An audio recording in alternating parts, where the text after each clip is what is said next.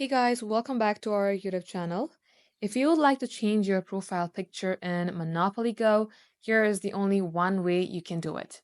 So as you can see that my Monopoly account and my Facebook account are connected together. And if you would like to change a profile picture in your Monopoly Go account, then you will also have to have the same picture in your Facebook. Let's give you an example. Open up your Facebook, get logged into your specific Facebook account where you have connected Monopoly Go.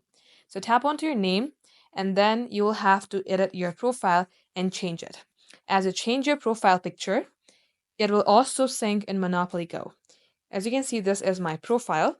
Now, once you have recently changed your Facebook profile, launch your Monopoly Go application, tap on the three bar icon, and likewise, it will also be changed in your Monopoly Go.